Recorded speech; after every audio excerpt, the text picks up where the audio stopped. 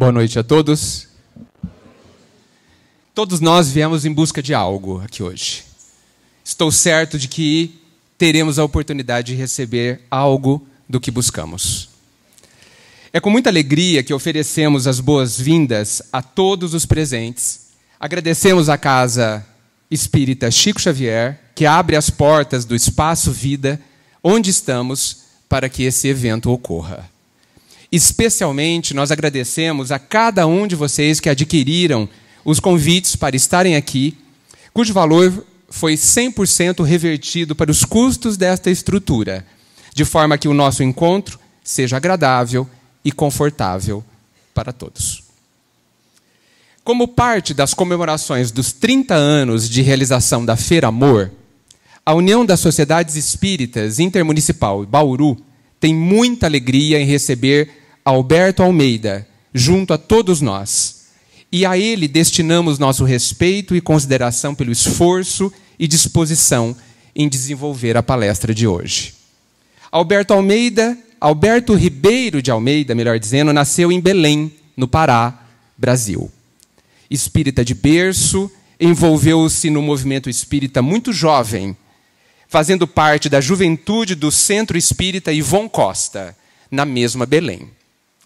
Tendo realizado sua primeira palestra espírita aos 17 anos, profere conferências, seminários, workshops e encontros coloquiais no Brasil e no exterior. Atualmente, além de colaborar com a União Espírita Paraense, é diretor da Associação Médico Espírita do Paraná. Profissionalmente, é médico, clínico geral e homeopata. Com muita honra, nós iniciamos este evento com Alberto Almeida, que fará a palestra com o tema "O que se confunde com amor, mas não é". A quem recebemos, então, com nossos aplausos. Muito obrigado.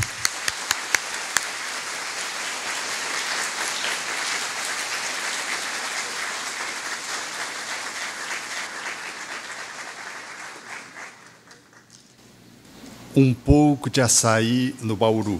A nossa alegria de poder compartilhar pela primeira vez nessa cidade que todos do Pará conhecemos muito bem, em função das estadas do nosso querido amigo Richard Simonetti, que por várias vezes pôde nos trazer a mensagem lúcida da doutrina espírita em nossa Belém do Pará. Procurei-te, desarvorado e triste pelas terras distantes, em loucas aventuras com os outros, sem conseguir encontrar-te. Aonde chegava a minha ansiedade, deparava-me com as marcas dos teus pés no chão. Cobri os meus sonhos de angústia, dilacerando todas as minhas esperanças em vãos movimentos para te encontrar. Exauri-me sem resultado feliz e caí vencido. Defrontei-me um dia com duas estrelas que se apagavam nos olhos de uma criança abandonada e amei-a. A sua voz sem palavras e a música da sua necessidade fizeram-me encontrar nós três, o próximo, a mim e a ti, soberano Senhor da minha vida. Não cesses de cantar, ó brisa ligeira que passeias pelo vale, nem interrompas o teu curso, ó água transparente do regato. Toda a musicalidade que embala a natureza faz-se partitura para que o cantor destrave a voz da sua garganta e inunde o mundo de harmonias. É a fala de Rabindranath Tagore pela psicografia que nos enseja a reflexão numa extraordinária síntese sobre a amorosidade. Ela nos remete necessariamente ao encontro de dois mestres, um mestre da lei e um mestre da lei cósmica, quando o mestre da lei indaga de Jesus sobre o que ele deveria fazer para encontrar a vida eterna e poder vivê-la. Ao que Jesus diz ao doutor da lei: o que é que está escrito na lei? O que é que tu lês nela?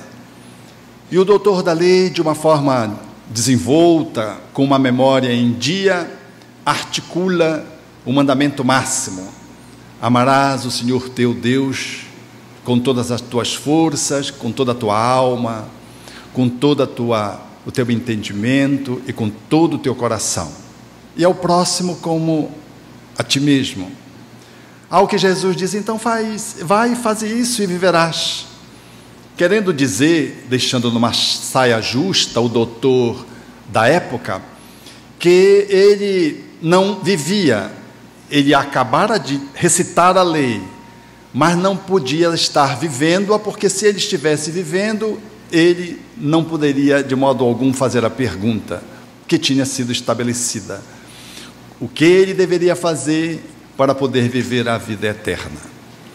O doutor, para sair do desconforto, redargue então do mestre, numa tentativa de poder, de algum modo, se sobrepujar naquela circunstância que ficara para ele relativamente incômoda, e disse: e quem é o meu próximo? E Jesus então articula a parábola do bom samaritano, bem conhecida do movimento espírita, e que traduz numa boa medida a nossa relação que se deve dar no campo da amorosidade. E depois de traçar toda uma parábola que deveria encerrar a resposta acerca de quem seria o próximo, o diálogo se encerra quando Jesus pergunta, após dizer a parábola: quem te parece ter sido o próximo? E o próximo na parábola era um homem de uma vida, um herege, um homem de uma vida considerado pelos judeus ortodoxos. Era um herege, não cultuava o templo central de Jerusalém, era um samaritano. E o doutor da lei não poderia pronunciar samaritano, ficaria muito ruim. Ele já estava numa posição de desconforto. Então ele diz: aquele homem que usou de misericórdia, que era o samaritano, que atendeu o homem caído na estrada, que tinha sido assaltado e estava semi-morto, da parábola. E Jesus então diz: vai, faz isso e viverás. Esta é a grande síntese da tradição judaico-cristã, que nos remete à compreensão da amorosidade.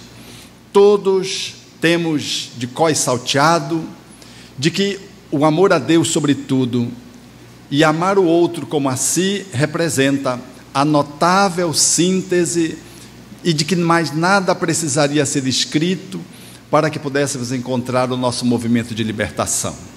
Todavia, experienciar esse conhecimento, trazê-lo da cabeça à vivência e poder sacralizá-lo num jeito de se colocar no mundo, é o desafio de todos os tempos, diante de Jesus e de depois dele. Porque, ainda hoje, nós patinamos numa relação com a amorosidade, já que experimentamos dizer de que o amor é profundamente libertador, mas quantos de nós adoecemos quando somos abandonados por alguém? Dizemos que o amor gera saúde, mas quantos processos depressivos, quantas enfermidades orgânicas emergem em função de um pretenso amor que não foi correspondido. Nós protagonizamos oralmente de que o amor efetivamente ao divino e aos outros e à humanidade deve nos libertar. Mas diante de uma decepção frustrante, num trabalho comunitário ou num centro espírita, nós logo entramos no desânimo, no tédio, nos afastamos e, em nome do amor, nos isolamos. Porque se o amor que nós exaltamos, que está posto na literatura sagrada de todos os povos, e que nós, de uma certa forma, arrolamos como sendo o propósito da nossa movimentação, gera consequências tão funestas, decepções, frustrações, enfermidade, obsessões, quantas negatividades surgem em função de um sentimento que nós, pelo menos dizemos que fazemos uso dele, e que não logra estabelecer os resultados felizes, os frutos sazonados que todos almejamos degustar, saborear. Efetivamente, há um desequilíbrio entre aquilo que falamos e aquilo que experienciamos enquanto ensaio com a realidade essencial da amorosidade. Nós vivenciamos um fosso entre aquilo que lemos e aquilo que tentamos elaborar enquanto conduta, enquanto atitude. A nossa relação com o amor tem sido tão esquisita, tão confusa, tão ambígua, que o espírito Manuel Filomeno de Miranda, na obra Perturbações Obsessivas, chega a dizer mesmo que o amor hoje está a serviço das sombras, em função da banalização com que se elabora teorias, ideias e condutas, trazendo como uma chave de apresentação, trazendo como rótulo o amor. Portanto, o amor estar em baixa, efetivamente usado indebitamente, ele não logra estabelecer os resultados que deveria ser inerente à sua própria natureza, já que ele traduz, em última instância, as leis cósmicas. E as leis cósmicas são perfeitas, e aqueles que as observam necessariamente estão no bem, e, portanto, usufruem da felicidade decorrente de tal aliança. Logo, esse amor que levantamos aqui e acolá, que talvez precise ser revisto, não só na fala, mas especialmente na análise e fundamentalmente no comportamento. Porque se o amor gera consequências ruins, necessariamente, ele não está alinhado com o amor cósmico. Ele talvez se assemelhe ao mestre que indagava de Jesus, sem ser um mestre da prática, era apenas um mestre da teoria. Talvez o amor possa ser uma grande e bela ilustração, mas ele não comparece com o seu conteúdo correspondente, porque há uma certa fissura entre aquilo que propomos e enaltecemos, estudamos e lemos, e aquilo que deve ser concretizado num exercício de convivência. Ou seja, há, numa certa medida, um fenômeno esquizofreniforme da nossa relação com o amor, já que ele, em sendo a síntese das leis divinas, não poderia de modo algum ensejar consequências funestas. Portanto, à proporção que vamos tendo mais cuidado para poder lidar na análise da amorosidade, nós vamos logo nos dando conta de que o amor é tomado por alguns conteúdos psicológicos que não traduzem efetivamente a excelência desse sentimento. Quantos de nós alinhavamos o amor, por exemplo, numa correspondência direta com a sexualidade e tomamos como sinônimo, muitas vezes, a ponto de dizermos assim: vamos fazer amor, e na realidade é apenas um sexo, que foi ali entretecido pela internet num primeiro contato. É uma relação apenas virtual sem ser virtuosa. E alguém, depois desse contato, vai fazer amor. Não vai fazer amor. Vai fazer um sexo fortuito, ocasional, um sexo de periferia, uma relação efetivamente orgásmica que pode proporcionar aos encontrantes, mas muito distante da amorosidade. Porque o amor pressupõe uma série de instâncias que envolve um relacionamento necessariamente de aproximação e de conhecimento. Ninguém ama o outro se não conhece. Ninguém ama o outro se não se aproxima. Ninguém ama o outro se não estabelece uma relação aproximando-se, de intimidade. Há, na relação de amor, ingredientes que são fundamentalmente necessários de uma relação profunda de amor.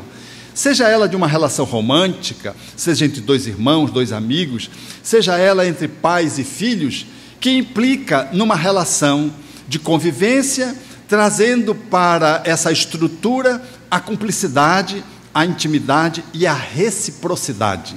Não tendo essas características, dentre outras, o amor, quiçá, leve uma fala de que seja, mas não é.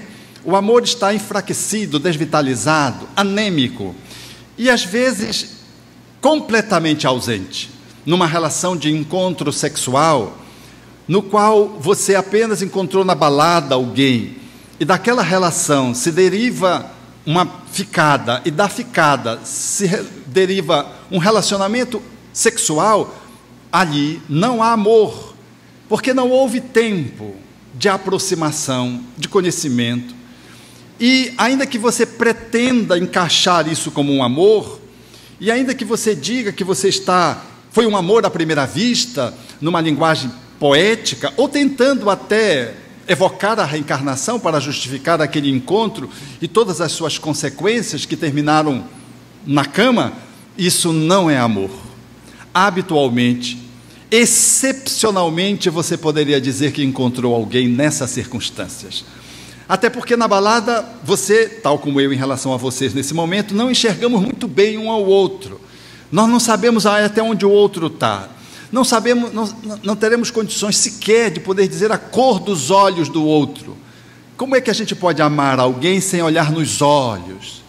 Não conseguimos ouvir a fala do outro. A fala do outro, ela é abafada pela musicalidade do tantum, tantum, tanto, do batistaca. E ainda que a música seja melódica, ela está num alto volume, parece que ela está propositadamente posta para inviabilizar uma proximidade, uma aproximação. Então o diálogo, ele é escasso, precário, ou praticamente não existe.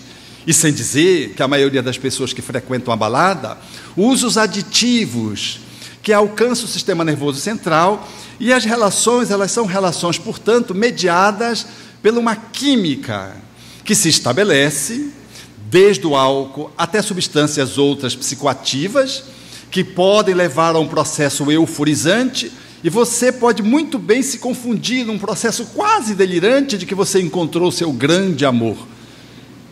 E dali, naturalmente, você vai derivar para uma ficada, e você, para ficar, não precisa abordar o outro, porque na pista de dança, as pessoas estão tão próximas, que elas tocam-se e ficam-se de qualquer forma, mesmo que elas não queiram. E o processo de ficar, ele é uma relação quase que coisificada, porque você não vê, não ouve, não fala e não pensa direito, porque está quimicamente dominado. Então veja que é uma relação de dois seres que quase, numa força de expressão, estão bestializados, estão fora de... que mesmo que você encontre a pessoa no outro dia, você não a reconhece, porque não era você quem se relacionou com ela, e não era ela quem se relacionou com você. Foi um encontro químico, que você poderá qualificar como sendo um encontro amoroso, e poderia ter dito num dia antes, num movimento delirante de que você tinha encontrado o amor da sua vida.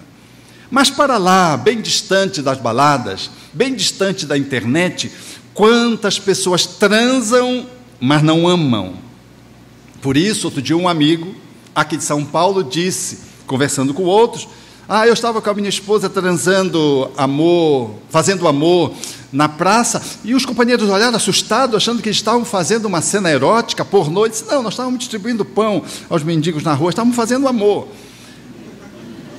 Fazendo um contraponto, exatamente, porque nós fazemos sexo, mas não fazemos amor. E em fazendo sexo, dizemos que estamos fazendo amor. Aliás, mesmo entre os casais, vindo um pouco mais para a intimidade daqueles que vivem uma vida mais organizada, mais metódica e menos periférica nos movimentos que se fazem em torno de uma sociedade de consumo, que usa o sexo como um instrumento aliado aos produtos que querem vender, nós vamos encontrar uma fala do psiquiatra, psicanalista, naturalmente irreverente, mas dizendo muitas verdades, Galharça, quando haveria de firmar em Belém, numa fala muito interessante, ele dizia que 95% dos casais vão para a cama porque não querem intimidade. Ou seja, nós usamos o sexo sem viabilizarmos a amorosidade. Às vezes, nós transamos para não conversar. Quantos casais, ao invés de resolver a encrenca durante o dia, eles pedem perdão transando, mas não conversam sobre o conflito. E se não conversa, não resolve. Se não resolve, o conflito se repete. Então, o sexo, às vezes, é utilizado como um tapa-buraco, em nome de um amor, quando o amor, naquela circunstância de conjugalidade, ele deveria exatamente não estar na cama, estar na sala, ou no quarto, sentado às cadeiras, ou à cama, mas para um diálogo, para uma entrega, para uma abertura de corações a corações, porque não se trabalha conflito procurando tapar um buraco através da sexualidade. Isso é inviabilizar uma relação amorosa. Então, a fala do psicanalista, no lidado profissionalmente, ele tem muita razão. Pode ter até exagerado, mas muitos casais transam porque não querem amar, ou buscam no sexo o amor que anseiam, sem se darem conta de que o sexo não é amor. Por isso, Roberto Carlos entretém na sua música, dizendo: eu não quero ser mais um na sua cama e viver a minha vida se arrependendo. As relações, elas estão, portanto, às vezes muito próximas do ponto de vista físico, mas do ponto de vista espiritual, psicológico, das relações de almas, nós estamos distantes e temos fome de amor. A nossa sede de amor, ela está presente inconscientemente. Às vezes, a compulsão para a alimentação é a necessidade do preenchimento de um vazio que se estabeleceu na nossa história de vida e que eu busco, através do alimento, o amor que me foi negado. Porque se há, numa relação de constituição da personalidade pelo viés da reencarnação, fundamental para que possamos lograr nos colocarmos bem no mundo e aproveitarmos a nossa existência corpórea, essa nossa encarnação, chama-se a maternagem e a paternagem. A carência dessas duas modalidades de amor, que serve como a nutrição mais fundamental para uma criança, que supera de muito o leite materno, ainda que se tenha o leite materno e que se protagonize uma ração isenta, estéril, de qualquer componente de impureza, se não houver amor, há fome na alma. Porque o leite, ele é apenas capaz de nutrir o corpo. Ele não é capaz de alcançar a alma. E se não é capaz de alcançar a alma, o que é que nutre a alma senão o sentimento do pai e da mãe, que acolhem o filho, e mesmo que dê só a mamadeira e não tenha o leite materno, a despeito do corpo não receber a melhor ração alimentar, que é a natural, a do leite, do seio da mãe, ainda assim, é melhor a mamadeira com amor do que o seio desamado, do que o seio dado por uma obrigação, ou por uma mãe que repudia, ou por alguém que apenas amamenta o filho, mas que não é a mãe, porque ela está ausente da relação afetiva. A maternagem e a paternagem é o investimento do amor na alma para que ela se constitua egoicamente. Não sem razão, as experiências uterinas revelam as motivações de traumas que surgem na infância e desaguam numa juventude, às vezes desencontrada. E quando você vai mergulhar psicoterapeuticamente, o trauma está lá dentro do útero, no movimento de rejeição parental, numa negação da paternidade, num movimento de abandono em relação aos cuidados que se deveria ter com o processo gestatório, ou com a pressão que se fez dos outros em favor de um aborto delituoso. Essa movimentação, ela é tão marcante, que às vezes é necessário a alma fazer um movimento psicoterapêutico a essa instância para desatar esse nó de desamor que altera o psiquismo e que faz com que o espírito, mais tarde, se desenvolvendo corporalmente, não consiga socialmente, afetivamente, colocar-se no mundo de uma forma adequada, em função dessa falha da formatação na matriz da sua composição psicológica, que o ingrediente fundamental dessa matriz chama-se amor. Amor de pai, amor de mãe, fundamentalmente. Os outros entram como complemento. E vejo isso quando, mesmo alguém que num regime de adoção, mesmo sendo amado incondicionalmente pelos seus pais, quanto é possível a incondicionalidade do amor, do estágio em que nós nos encontramos, ainda assim, o ato de não ter ficado com seus pais enseja ao espírito que foi adotado, que vive essa experiência provacional e às vezes expiatória, um buraco. Eu vi isso certa feita numa jovem encantadora, inteligente, formosa, que estava na universidade sem concluir um curso porque faltava 3 matérias e fazia a sua monografia. E ela passava de uma, demorava a passar da outra, e ela estava assim à medida que foi se aproximando do final do curso. Então, como ela não concluísse o curso, ela buscou a psicoterapia. E a psicoterapia estabelecida levou-a no ponto culminante, que foi o útero, quando ela, em São Paulo, fora doada, ainda enquanto bebê, recém-nato, a sua mãe, que acompanhou mãe afetiva, que acompanhou o seu parto na maternidade. A despeito de ser adotada na maternidade, de terem pais amorosos, pais nutridores, suficientemente nutridores, ainda assim, ficou essa nota falha dentro dela. Ela descreve a cena em que ela nasce, trata a mãe como aquela mulher, a mãe biológica, e traz a problemática que deveria se revelar para ela com o medo de perder a sua relação com a matriz, do mesmo jeito que ela não conseguiu se fixar na mãe biológica e ser amada como deveria ser, como ela desejava ser, e ter sido abandonada e rejeitada, como ela mesma traduzia. Agora, ela linkava com a formação do curso, ela fazia curso de turismo. Em passando e concluindo o curso, ela galgava um patamar de emancipação que deveria projetá-la profissionalmente para uma emancipação familiar. E sair de casa era como sair do útero. O link ela fez com precisão, não precisou do meu auxílio para poder fazer essas ligações. Ela mesma fez. Me formar é a ameaça de eu perder a minha família. Eu já perdi uma, agora perderei a segunda. Naturalmente, que era a confusão que o espírito trazia em não tendo resolvido o primeiro abandono.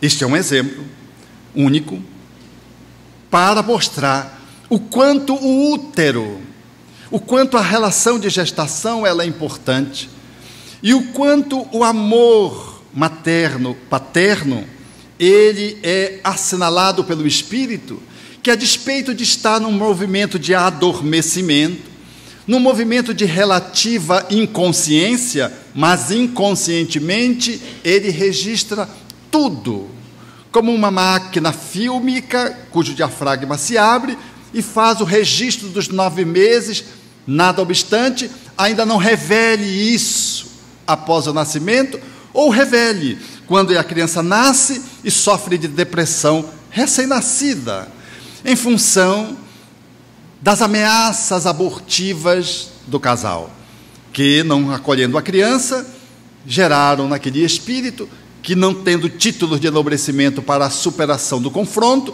entrega-se, regido pela rejeição, a um processo de depressão, a despeito de ser uma criança que surgiu do útero e que não quer mamar, não quer viver, quer voltar para o mundo espiritual, porque o início já foi desastroso. Resolver essas questões, portanto, demandam um olhar para avaliarmos que nós, enquanto adultos, jovens e velhos, trazemos uma história de vida e por isso o amor não recebido. Nós precisamos ser amados. Amai-vos uns aos outros. A relação de amor é uma relação de reciprocidade, necessária à nossa constituição. Mas se não recebemos o amor suficiente na infância, isso se estabelece como um movimento de uma lacuna, uma fissura, e isso reverbera ao longo da minha história de vida, às vezes passando de uma vida para outra vida, ou para outras existências corpóreas. Logo, a nossa confusão com o amor, ela não é simplesmente leviandade. Nós não brincamos de transar com o outro. Nós temos compulsão sexual porque nós temos uma sede de amor. Nós temos uma compulsão alimentar porque nós queremos preencher um vazio de uma nutrição que não me foi dada.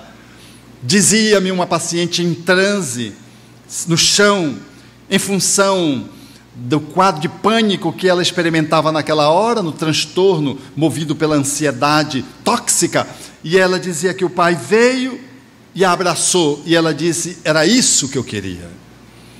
E eu me entregava a outros braços de outros homens, mas foi necessário eu ter uma crise de pânico, cair no chão, para que meu pai pudesse me abraçar, porque o abraço era escasso, a demonstração de afeto pai e filha era precário, e ela, em sendo uma menina inquieta, rebelde, quanto mais rebelde, menos amor, como processo punitivo, quando deveria ser ao contrário.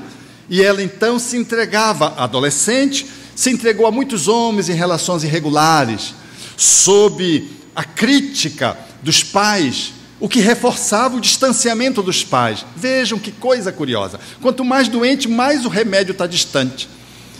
Mas diante da crise de pânico em que ela caiu no chão, revelou-se o pai agachando-se, abraçando-a e ela recebendo o toque que ela queria receber. Quantas pessoas, portanto, buscam experiências variadas, buscando a amorosidade.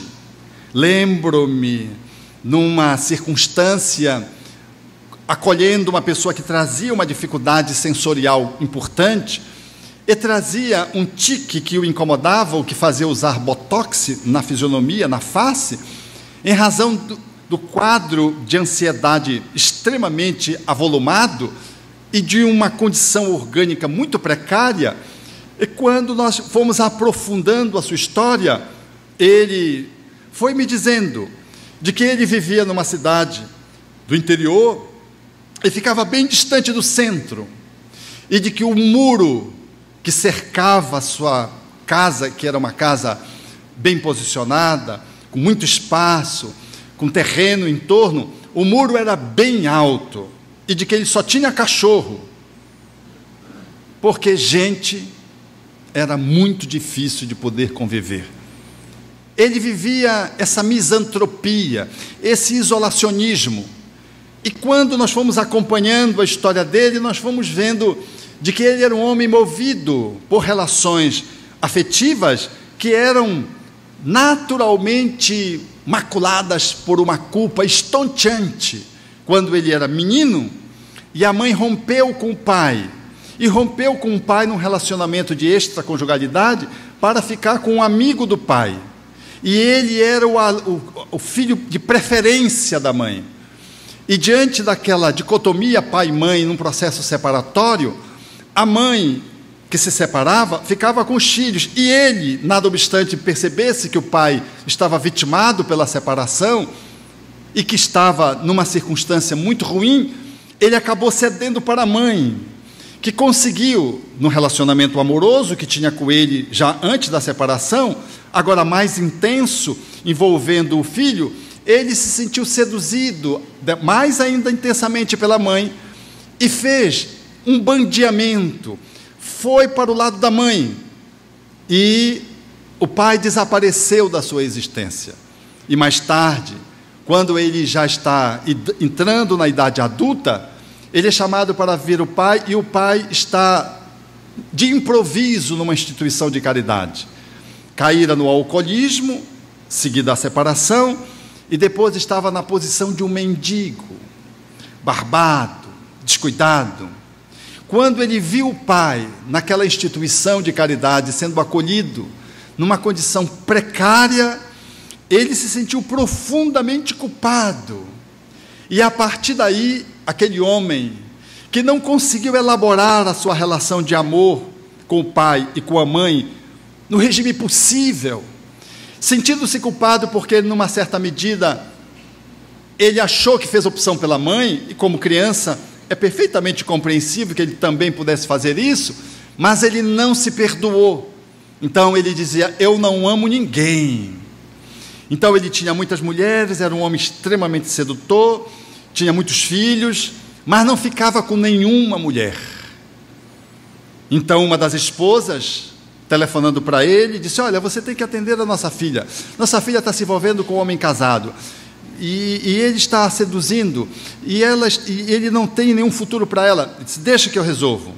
Aí ele foi conversar com a filha, para vocês verem o formato psíquico dele. Aí a filha disse: pai, ele está separando, pai. Ele está dando um tempo para poder comprar um apartamento para a gente morar junto. E ele disse: então pronto, não precisa mais esperar tempo nenhum, eu dou o apartamento. O apartamento fica no seu nome e eu dou. Separação total de bens, eu dou, você casa com ele. Pode dizer para ele que eu dou o apartamento. Quando a filha foi e disse para a mãe quase entra em colapso: você é um doido, olha o que você disse para a nossa filha. Eu estou pedindo para você ajudar a nossa filha, e você faz exatamente o oposto, você joga ela no precipício. E ele me dizendo, contando essa história, dizendo: eu já fiz isso muitas vezes, eu sou um macaco velho, eu conheço o homem safado, um safado conhece o outro. Então a filha foi, disse àquele homem que lhe acenava com as aventuras de uns momentos, como se pudessem viver venturosamente longo tempo, disse que o pai cedia o apartamento, daria um apartamento, que eles podiam casar, e o cidadão então pulou fora da relação. E ele disse: mas isso era óbvio que ia acontecer, eu fiz o que esse homem faz muitas vezes. Esse homem, quando falou do pai, entrou em pranto copioso. A sua relação de amor perturbada na infância refletia-se na sua vida adulta.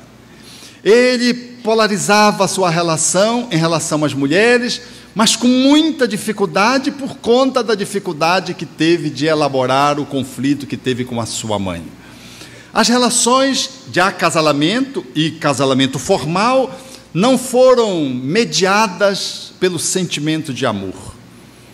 Haja vista que ele se separou de todas elas. Mas, curiosamente, numa das mulheres, dentre muitas que ele se relacionou, ali diante de mim, estava uma, com a qual ele manteve um relacionamento, como várias outras, temporário, depois das separações sucessivas que ele fez de conjugalidade formal, e ela fez um processo de adoção, e a criança que for adotada era uma criança que simplesmente desmanchou o gelo com que aquele homem se apresentava na estrutura do seu coração. Ele me dizia: eu não sei o que tem essa criança me faz me vir do interior, mas eu me preocupo com ela. Ele falava definitivamente um homem apaixonado por aquela criança, que não tinha nenhum predicado que pudesse dizer que devesse, de algum modo, seduzir aquele homem. Ao contrário, era uma criança magrinha, porque era uma criança doente, tinha uma doença crônica, mas também não inspirava compaixão. Era uma doença crônica, ela não estava para morrer. Mas aquele homem, diante daquela criança, já rompido com essa mulher com quem ele se viveu há algum tempo, assim, de forma circunstancial, como ele o fazia, freelance, agora não conseguia se distanciar, porque simplesmente sentia uma coisa que ele não sabia definir por aquela criança. Parece que a misericórdia divina colocou aquele espírito para guindá-lo a uma posição de encontro ao amor. E eu olhava, a dedicação que aquele homem tinha com aquela criança era incomum, considerando a forma como ele tratava os outros filhos, que já eram adultos. E aquele homem estava, portanto, diante de mim, trazendo uma história, a exemplo de tantas outras histórias, daqueles que não somos devidamente cuidados e enfrentamos as dificuldades, e a partir daí nós nos perdemos nas relações de amor. Uma história similar, que eu gostaria de compartilhar hoje dentro dessa temática, foi de um outro homem septuagenário, que me procurou com a mulher, sentado diante de mim, e ele dizendo: eu vim aqui tratar com o senhor porque eu tenho ciúme da minha mulher. Nós se costumamos dizer que o ciúme é o condimento do amor, né? Dizer, se não tem ciúme, não tem amor. E pensa, quanto mais ciúme, mais eu amo você. Mas por que você está tanto ciúme? Porque eu amo você, a gente costuma dizer. Não é, tem ciúme. Ciúme não é amor. Ciúme é uma degenerescência, é uma negatividade, é uma contaminação da amorosidade. Este homem me dizia do ciúme dele e dizia assim: eu estou cansado de ter ciúme. A esposa diante de mim dizia: doutor, ele tem tanto ciúme de mim, e ela correspondente à sua idade, que até hoje eu não posso no carro olhar para o lado. Se eu olho para o lado, ele briga comigo.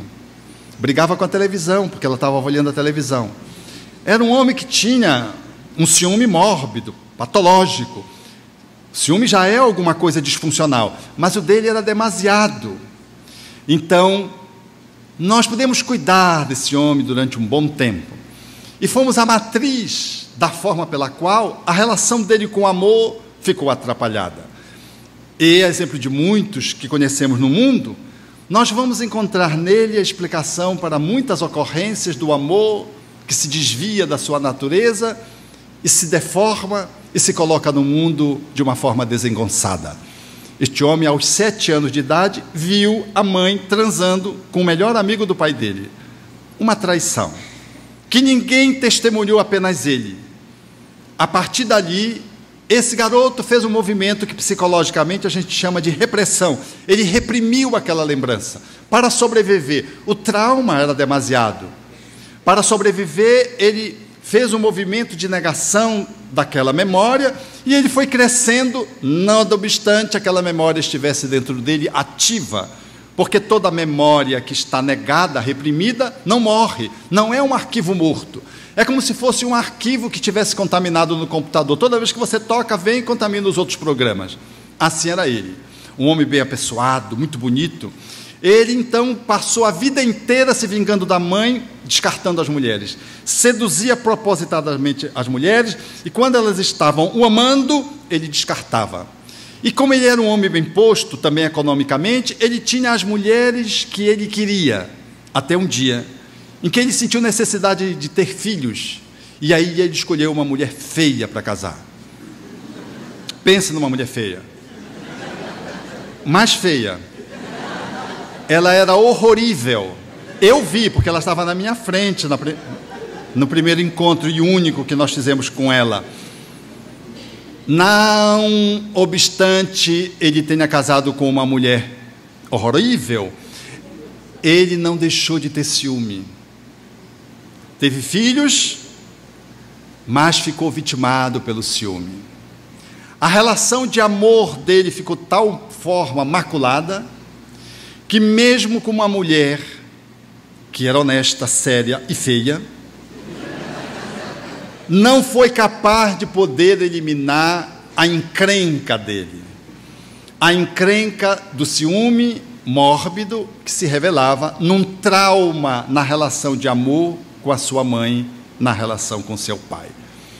Todos nós, aqui e acolá, tomamos o amor por um outro conteúdo que às vezes gera sofrimento, dor, e não nos damos conta de que não é amor, de que é alguma outra coisa, de que o amor pode estar junto, mas não é amor na medida em que tem negatividades como consequências.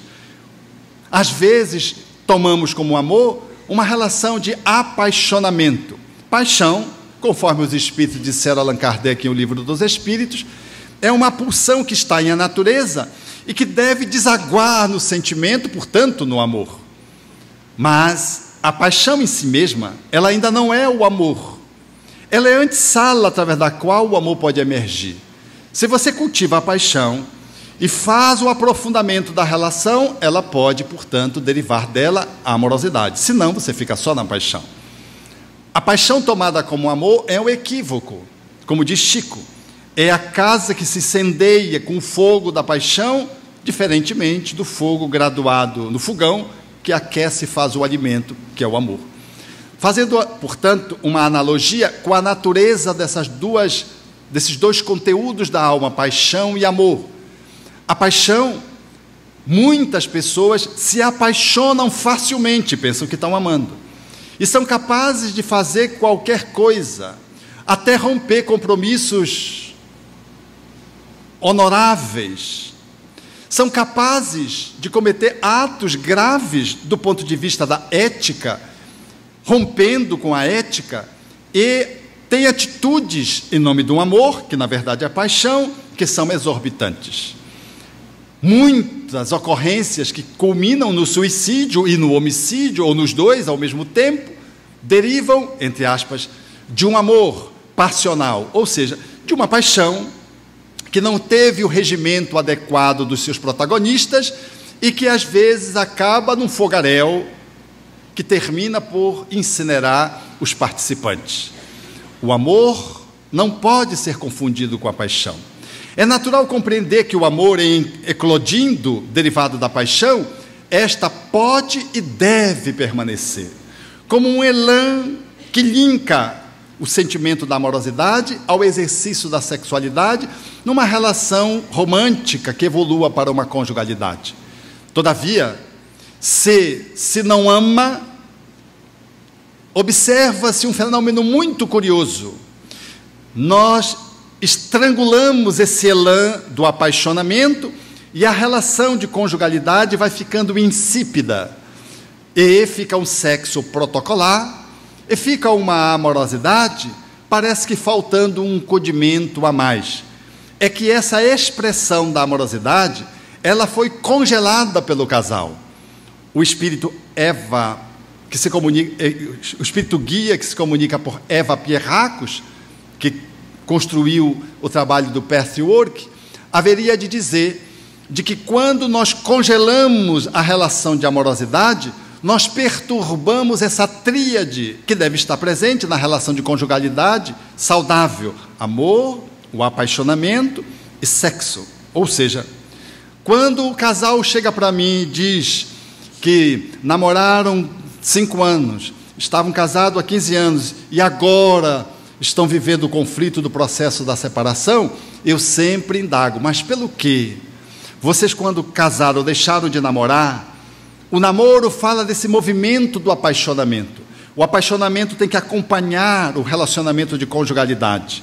O casal que não investe nesse enamoramento, nesse apaixonamento saudável, que desce daquela manifestação inicial explosiva para ficar num tom absolutamente saudável e que dá à amorosidade o link, a ponte com a sexualidade, e que enseja o casal viver longamente essa experiência de conjugalidade, valendo-se dessas 3 forças da alma. Mas se o casal, independente de idade, se ele congela o exercício da amorosidade, ele compromete o relacionamento de conjugalidade. A paixão se retira, o sexo fica insípido, especialmente a mulher faz um movimento de recuo, e dependendo da orientação religiosa, dependendo da tradição, do costume, da cultura do casal, eles caminham para uma ameaça de separação, especialmente quando eles estão nesse momento de vulnerabilidade, que é quando eles rompem, por assim dizer, o link dessas 3 forças que deveriam estar integradas harmonicamente.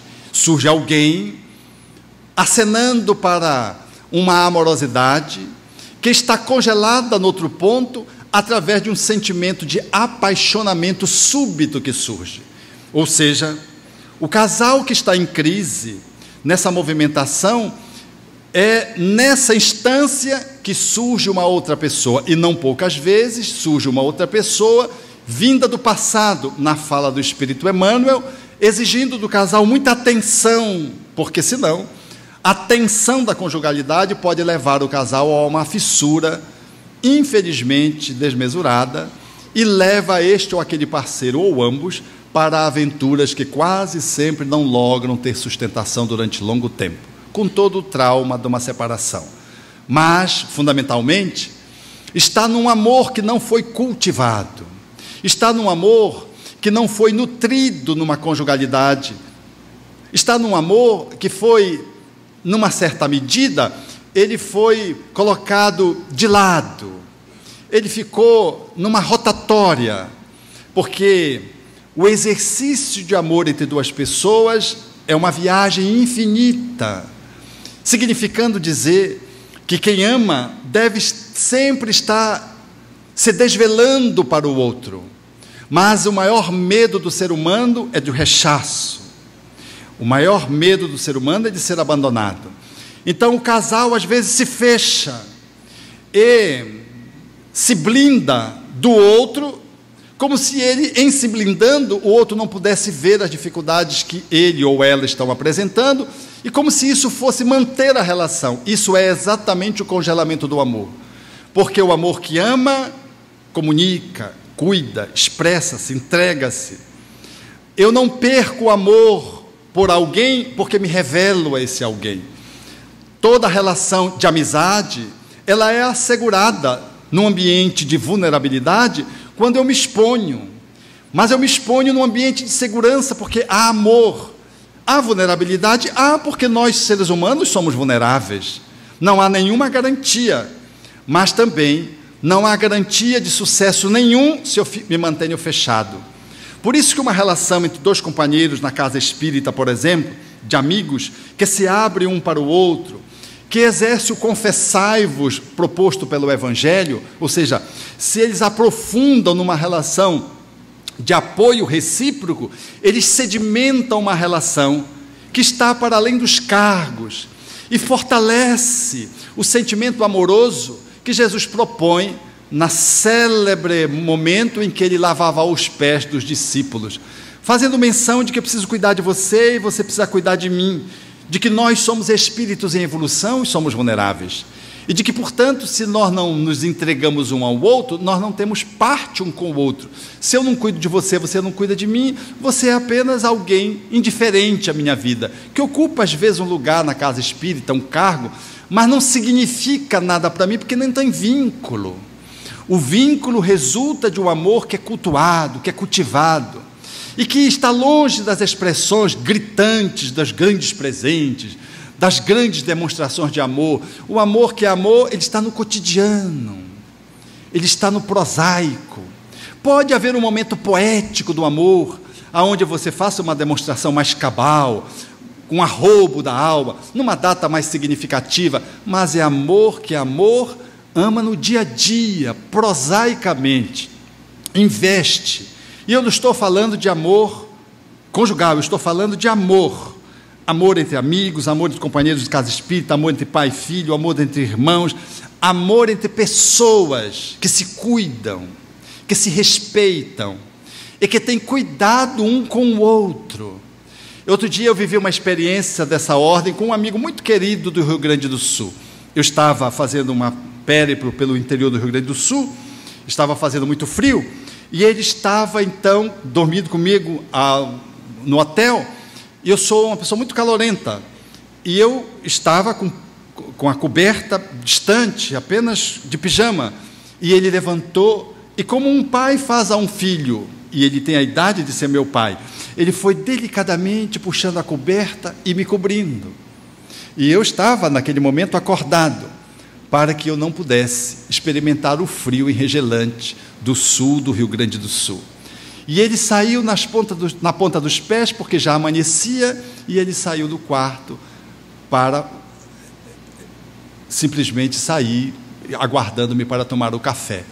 A forma de sair, a forma de me cobrir, era a forma que demonstrava a ternura de um companheiro de espírita, paternal, com o outro, o cuidado do com o outro. Eu estava com calor, por isso que eu estava, mas ele foi e com esse gesto demonstrou-me a ternura do calor, do amor que nunca é demais e sempre faz falta. Numa outra ocorrência, nós estávamos nos despedindo e nos emocionamos, nos despedindo num estacionamento em Santa Catarina, num congresso, e a esposa dele nos olhando, dizia, mas vocês dois não tem jeito mesmo. Chorava ele, e eu também, que não sou de ferro, comecei a chorar também. Nós nos emocionávamos, porque fazia muito tempo que nós não nos víamos, e ao nos vermos, não foi suficiente o tempo para a gente atiçar a saudade. E nós já estávamos nos despedindo. E ali, no estacionamento, nos despedíamos sob forte emoção, ao olhar da esposa que sorria e talvez ficasse muito admirado daquela expressão de amor de almas que se bem querem, que se cuidam, que passam um e-mail para saber como o outro está, que com pequenos gestos demonstram a ternura, o carinho e o cuidado para com o outro. Esses são dias difíceis, aonde nós tomamos o amor como dependência.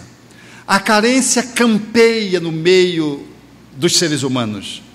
As pessoas são tão carentes, que na casa espírita, se o cuidador, o entrevistador, aquele que faz o trabalho de acolhimento na casa espírita não estiver muito atento e disponível, ele não dá conta de poder atender a avalanche de pessoas em regime de insegurança, carência e dependência que procuram a casa espírita. É aquela pessoa que não é capaz de se sentir saciada. Você pode emprestar-lhe toda a atenção e o tempo. Ela está tão ressecada como o deserto, que tudo que cai parece que desaparece. Ela tem fome de ser ouvida. Ela tem fome de que alguém lhe olhe. Quantos hoje, no mundo tão turbulento qual aquele que vivemos nesses dias, experimentam a necessidade de sentar ao lado?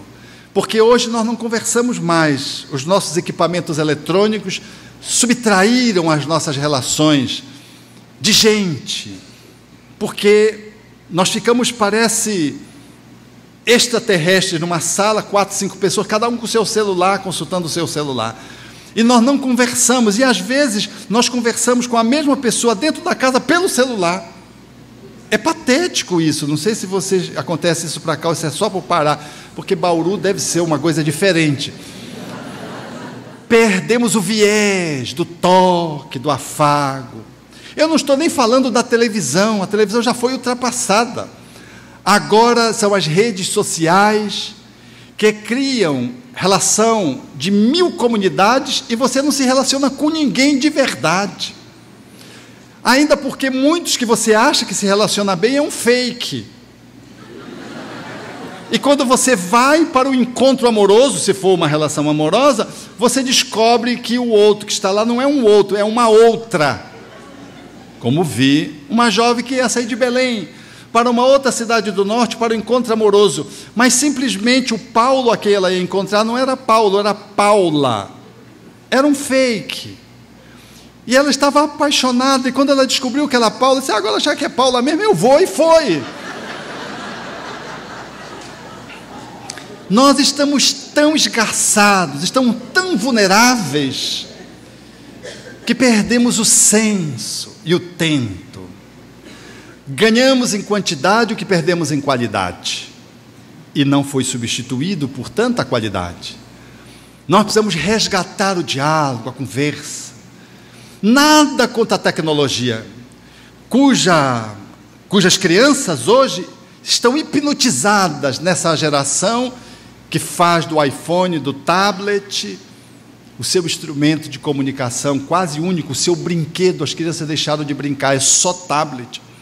E se você tira, ela passa meia hora com síndrome de abstinência, fica irritada, agressiva. Tudo porque ela está dependente de uma tecnologia, falando de uma disfuncionalidade, de um relacionamento de criança que não consegue ser com uma outra criança, ou não consegue ser com um adulto. Até porque o adulto também está no seu equipamento. E o amor aí está posto, nos ensaios, nas tentativas. E as pessoas estão tão desnorteadas que aí surgem os modismos, quase sempre envolvendo o sexo. E agora, se alguém já acha que o casamento, como diria o Simonetti, é uma fortaleza sitiada, quem está dentro quer sair, quem está fora quer entrar, hoje em dia, eu vi outro dia, o poliamor, 3 pessoas casaram, 2 mulheres e um homem, e casaram a 3, registraram em cartório, bateram foto, Instagram, comunicaram para o mundo, dizendo que é o poliamor. Aí eu lembrei de um amigo, né, cuja um companheiro quase que em comum, casado, se apaixonou por uma outra mulher. E foi ao encontro dessa outra mulher que ele se apaixonou e começou a ter uma relação extraconjugal. A mulher, esposa, descobriu. E aí ele foi morar com a outra. Mas ele foi com a outra e ficou com saudade da esposa. Aí começou a se relacionar com a esposa, como se a esposa fosse a outra agora. Aí ele voltou com a esposa, que era a primeira relação. Mas não conseguiu se desprender da segunda. E aí ele conseguiu convencer a esposa de manter as duas relações. E num acordo a 3, manteram. Já que já estava a 3, o relacionamento a 3 mesmo, ele conseguiu trazer a outra para dentro de casa. E aconteceu que as duas se apaixonaram uma pela outra e botaram ele para fora.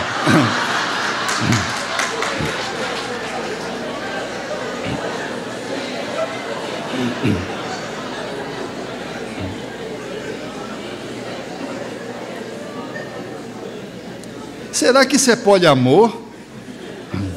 Ainda bem que não foi no Pará isso. Deve ter sido para o sul, não no sudeste. Nós perdemos a mão do amor.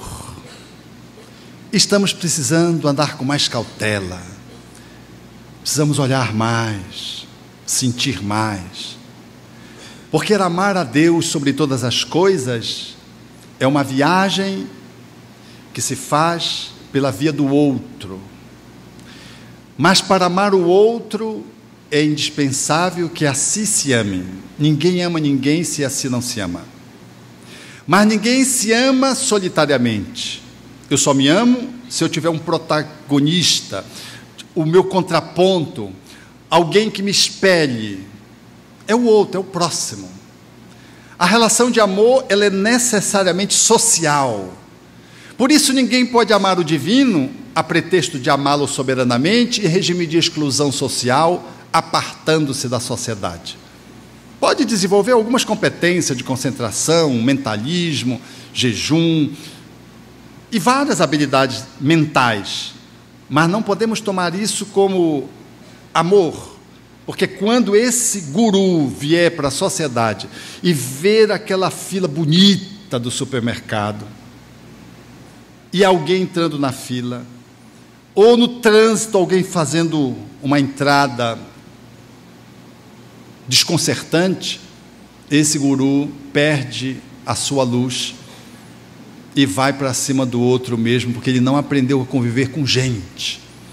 Ele pretensamente desenvolveu o amor a Deus, mas como ele pode amar a Deus se ele não ama aquele que convive com ele na posição de um vizinho, que é um vizinho chato, que incomoda, que mete a furadeira a qualquer hora do dia e da noite, que não cumprimenta quando desce no elevador.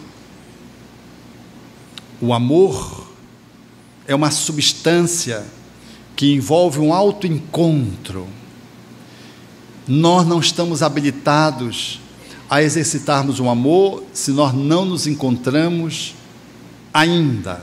O autoconhecimento proposto por Allan Kardec em O Livro dos Espíritos fala-nos dessa magia do autoencontro, valendo-se do espelho que são os outros e especialmente o inimigo, para que eu possa me aperceber de mim mesmo, me aproximar de mim mesmo para me amar. E amar-se não é dizer que eu sou tal, que eu sou o cara, que eu sou a mulher. Amar-se é poder estar em dia com a tua imaturidade, com a tua maturidade. É poder perceber que tu és feito de sombra e luz. Tu te dás conta onde está o teu calcanhar de Aquiles, aonde estão as tuas áreas pantanosas, mas também aonde está o jardim que tu és capaz de usufruir, aonde está o pomar, no terreno da tua vida, aonde está o pomar, mas aonde está a área pedregulha, de difícil acesso. Auto-amar-se, portanto, é poder lidar consigo mesmo e fazer um movimento de auto-acolhimento para o movimento de transformação indispensável que o processo do esforço viabiliza, gerando a iluminação. E essa dinâmica é que nos habilita a poder chegar com o outro, para poder exercer um amor num outro que é parecido conosco, também é feito de contradições, de ambiguidade. Um outro que te revela, porque ele tem tantas coisas parecidas com você que você odeia. Toda pessoa que você odeia, ela é muito parecida com você. Se a pessoa é ditadora, pode contar que você é autoritário, e por isso você não gosta de uma pessoa ditadora. O Trump que você odeia, ou o Kim lá da Coreia do Norte, ou o Maduro na Venezuela, veja o que tem a ver com você se você fica possesso quando você tem notícia deles. Se você tem um Maduro dentro de ti, muito imaturo. Tem um Kim dentro de você, que não enxerga bem, que brinca de ser criança sendo o governador de uma nação. Ou seja, o alto amor, ele vai me dar a possibilidade de eu chegar com o outro e poder acolher o outro do jeito que o outro é. E poder perceber que o outro também comigo faz parte do encontro com o divino. De que nós celebramos a presença do divino quando nós nos encontramos numa relação de esforço pela via da amorosidade crescente. E de que amar a Deus sobre todas as coisas, com todo o coração, com toda a emoção, portanto, com todas as forças, com toda a nossa atividade física, com toda a nossa mente, o entendimento, a intelectualidade, amar a Deus com toda a alma, com toda a nossa transcendência, significa usar todas as potências da alma na relação com o outro, porque o outro é a via de acesso a Deus. Se eu não consigo buscar nessa triangulação indispensável, eu, o outro e Deus, na centralidade o amor, eu vou estar patinando, achando que amor é dependência, confundindo amor com egoísmo. Quantos de nós confundimos o amor com ambição? Às vezes o acasalamento não é porque é amor, o acasalamento é porque é um alpinista social que encontrou no outro a oportunidade de prospectar-se dentro da sociedade. Allan Kardec diz isso lá no Evangelho segundo o Espiritismo. Há um interesse que subjaz a relação e ela não se mantém, e por isso ela gera uma aflição. Ele coloca isso no capítulo Bem-aventurados os aflitos. Ou é a vaidade. Você não casa com a pessoa porque se ama, você casa porque ela é bonita. E ela é um troféu, ele é sarado, ele é bem dividido, todos os músculos, ela tem um corpo de uma musa. Mas você a ama. Essa relação com o tempo, ela não subsiste.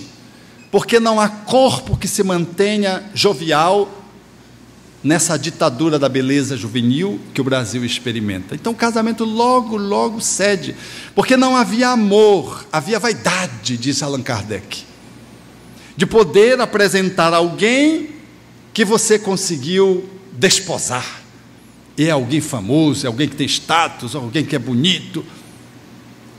Por isso que é melhor casar com as feias, dizia um amigo, até por uma questão de economia.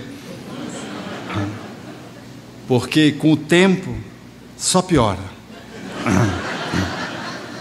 As bonitas deixam de ser bonitas. Ele jocosamente dizia assim. Então, o relacionamento de amor, ele vai, portanto, ganhando um novo colorido à proporção que eu vou me descobrindo. E aí eu vou me dando conta de que eu não amo você, eu amo uma parte de você. De que eu não amo você, uma parte de mim ama você. Eu não amo você como você é, como um todo. Às vezes eu amo o brilho intelectual de alguém, e eu acho que eu amo aquele alguém. Não, eu amo o brilho intelectual dele. Ou eu amo o corpo daquela pessoa. Quantas mães acham que amam o filho sobejamente, mas na verdade elas são encantadas? Primeiro porque são mãe, e segundo porque o filho joga muito bem tênis, e é um campeão da cidade.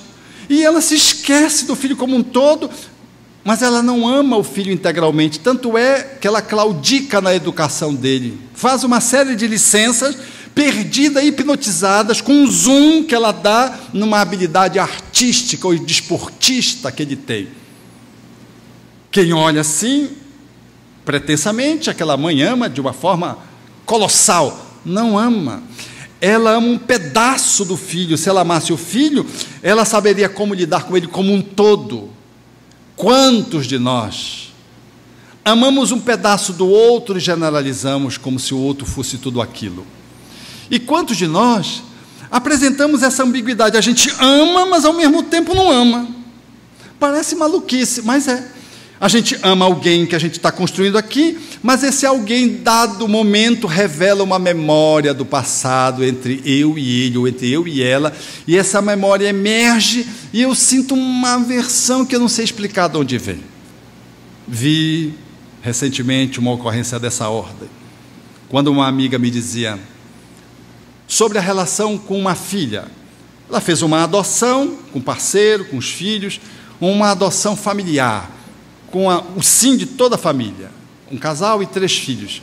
Adotaram mais uma criança. Quando adotaram, descobriram que tinha uma outra criança que veio junto, que era irmã, também estava abandonada, e que deveria vir junto. Com a consciência espírita e com o olhar profissional que eles têm, eles não titubearam em buscar a outra criança. E a outra criança, porque se separar dos pais já é uma dor, a dor ela se amplia quando os irmãos são separados em doações. Então, se preconiza, do ponto de vista psicológico e social, que a adoção ela seja dos irmãos juntos, que já perderam os pais. Então, ela foi e buscou a outra, a criança B, simbolicamente aqui, para nos comunicarmos. A criança A era uma criança normal, fazia tolice, fazia as coisas direitinho, coisas erradas, não, criança normal. A criança B era uma criança politicamente certa, fazia tudo certo, graciosa, chamava atenção onde chegava, brilhava, mas ela sentia ódio daquela criança B. Ela dizia: eu não sei explicar, eu nunca senti esse sentimento que eu sinto pela minha filha B. Ela me toca, eu sinto dor. Ela me massageia os pés, eu sinto dor no abdômen. E eu deixo para que ela não perceba a minha rejeição. Mas é inevitável, porque ela vem e me abraça, eu tenho dificuldade de abraçá-la. E às vezes eu tenho um momento de ternura. Às vezes eu tenho vontade de fazer uma carícia. Mas a maioria das vezes eu tenho repulsa por ela. E essa repulsa, por quem sente, de quem sente, normalmente a pessoa não se dá conta da extensão, mas a família toda percebia. O processo chegou a tal ponto que o esposo disse para ela: ou você atende melhor e melhora a sua relação com a criança B, ou nós vamos nos separar, que eu não aguento ver o que você faz com a nossa filha. Ou seja, a relação veio e ameaçou a conjugalidade. Os outros filhos denunciavam para a mãe que ela precisava melhorar, e ela não conseguia melhorar, estava buscando ajuda. E a criança B, infatigavelmente filial, amorosa com a mãe. A mãe dizia assim: às vezes eu vou, está no corredor as florezinhas colocadas no corredor para me receber. E um dia ela se aproximou de mim e disse: mamãe, tu não me amas, não é?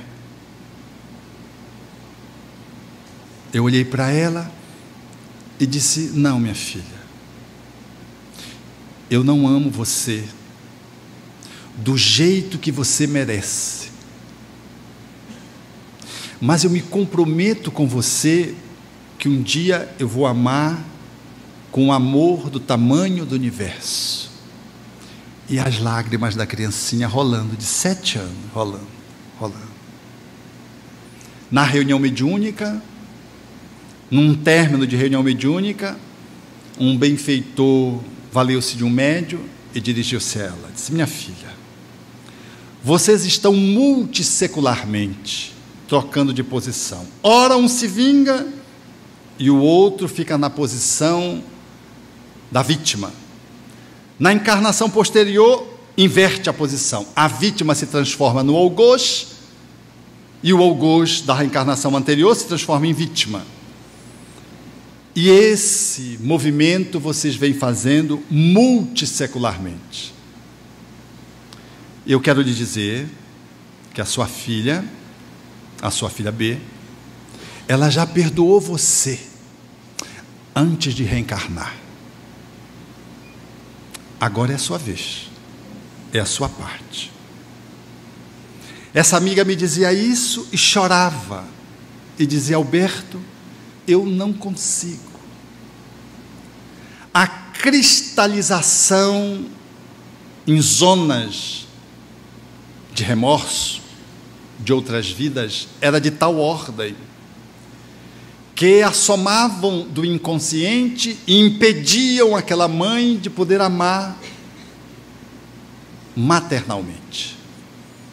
Como pode fazer uma mãe que se disponibiliza a sair para atender um filho que não é da sua barriga, que é do seu coração, mas cuja vida lhe trouxe como um apêndice, porque se fosse de fato para ela fazer a adoção, talvez ela não o fizesse.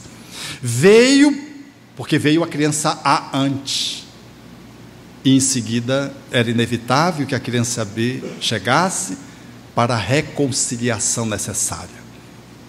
Assim sendo, caríssimos amigos, a vida nos desafia aqui e acolá com convites para que celebremos a autossuperação, colocando um pouco mais de amor de pai, de mãe, de irmão, de amigo, de companheiro de centro espírita, colocando um pouco mais desse sentimento enobrecido que é o amor, que deve galvanizar as nossas vidas, como sendo a excelência da construção de uma capela na relação com o outro para encontrarmos a divindade. Porque é na relação de amor que nós exercemos com o próximo que nós conseguimos a vida eterna, como o mestre dos mestres diria ao mestre humano, um doutor da lei naqueles tempos, há 2000 anos atrás. E no palco da vida, nós temos ao nosso lado vários mestres, vários desafios que nos demandam a possibilidade, desde o lar até o trabalho, a fazermos o exercício e a atualização desse amor que tem tardado em nossas vidas. Não confundamos o amor com ambição, com interesse, dependência, carência, sexo, paixão. Não confundamos o amor com ciúme, com inveja, com posse, com ambição. Não confundamos. Nada obstante, esses conteúdos podem estar presentes no amor que temos, porque não conseguimos ter um amor límpido, puro. Nós apresentamos um amor que aqui e acolá tem essas impurezas, mas descobri-las para transmutá-las, transformá-las e integrá-las na nossa vida cotidiana é dar à nossa alma a possibilidade de fulgir, de brilhar e podermos degustar o encontro com o divino na nossa movimentação cotidiana.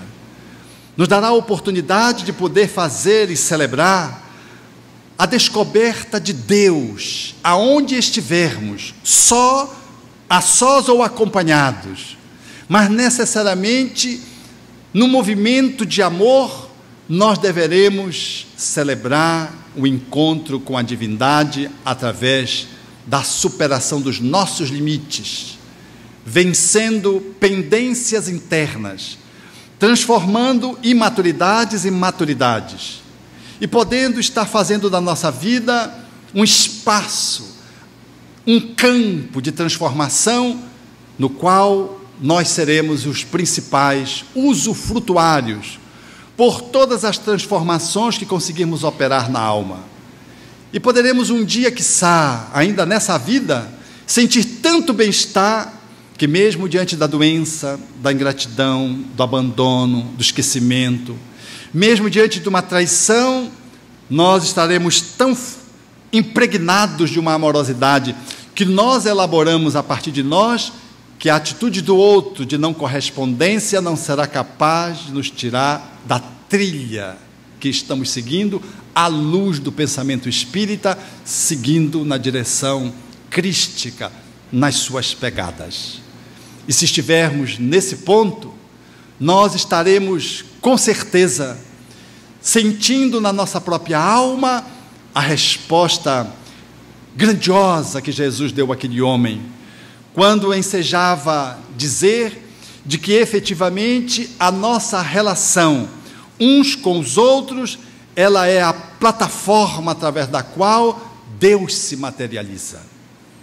e em Deus, descobrindo, desvelando-nos uns com os outros, nós não teremos de modo algum a nossa fé abalada em nenhuma circunstância, porque a fé não será um expediente intelectual teórico, será uma experiência vivencial que deverá compor o nosso acervo de maturidade enquanto espírito, na expansão da claridade que é a nossa natureza essencial, que somos na existência que ora experimentamos, usando um corpo que tem seu tempo de validade. E quando conseguirmos isso, o exercício desse amor, substituindo, portanto, essas negatividades, para poder elaborar um amor mais rico, mais belo, mais puro, mais efusivo, e mais efetivo e mais afetivo, nós haveremos de poder estar também sendo uma referência, ainda que singela, de que Deus nos ama para os outros. Deveremos ser um bilhete do divino a alguém que circula conosco em casa, no trabalho. Deveremos ser uma nota falando da harmonia cósmica para alguém que, em nos olhando, nos observando, na posição de vizinhos, de companheiros de vida comunitária ou do centro espírita, haverão de poder perceber através de nós, de que nós já conseguimos espelhar um pouco o divino Criador das nossas vidas, porque como filhos estaremos refletindo a grandiosidade do Pai maternal, e assim não precisaremos de modo algum perguntar, como faz o poeta na sua indagação repetida, buscando Deus, alhures, e podendo vê-lo através de tudo pelo quanto ele se revela no cotidiano da vida em que a natureza nos convida a meditar. Quando o poeta diz: quem foi que fez o sol tão vivificador, e sua luz esplendente e cheia de fulgor, os trilhões de estrelas que cintilam nos céus, e as nuvens vaporosas como densos véus, a mecânica celeste, o arcano profundo da eterna ciência que equilibra os mundos, os micro-organismos em desenvolvimento e os orbes gigantescos em deperecimento, o átomo e a nebulosa, a ameba e o serafim, e as origens das coisas que nunca terão fim, a virtude impoluta que não se modifica e a possante energia que a tudo vivifica, o raio, a chuva, o vento, o trovão, a primavera, o outono, o inverno e o verão, o perfume das flores, o som, o ar, os campos, as florestas, a terra, o céu e o mar, o infravermelho e o ultravioleta, e fez da lagarta surgir a bela borboleta, os clarões da luz do sol e o cantar do rouxinol. Quem foi que fez as feras bravas, a asa de um inseto, a beleza de um ninho, deu agilidade à incrível pulga saltitante e fez o passo lerdo tardo do elefante, o colibri com nímia sutileza, sugando o mel das flores com tal delicadeza, e o tatu escavando a cova em que se abriga, e a faina inesgotável da minúscula formiga, o inquieto macaco, o fogoso corcel, e a abelha trabalhando na construção do mel, o tubarão, a ostra, o golfinho, a baleia e a engenhosa aranha tecendo a sua teia, e o instinto de conservação como bússola infalível de orientação, guiando com acertos irracionais, sem nunca transgredirem as regras naturais. As maravilhas do reino mineral, o leito onde repousa o reino vegetal, os prodígios da animalidade e um elo mais acima, a nossa humanidade, e tantos outros reinos que nós desconhecemos, sistemas de mundo que nós nem nos apercebemos, os gênios tutelar e arcangelicais imersos no segredo dos planos siderais. Que maravilha é esta que eu não posso descrever com todo o dramatismo que eu pudesse ter. A artista ímpar e ilimitado, me ponho de joelhos e contemplo abismado e pergunto a mim mesmo com estupefação quem criou tudo isso com tanta perfeição. Quem dá sem perder nada, paga sem dever, e a tudo movimenta sem nunca se mover, governando e agindo, protagonizando e dirigindo. Quem tem tanto poder? Pergunto a outras vozes, Quem me podeis dizer, eu vos peço, queridos irmãos meus? E as vozes me respondem, foi Deus, foi Deus, foi Deus. Obrigado.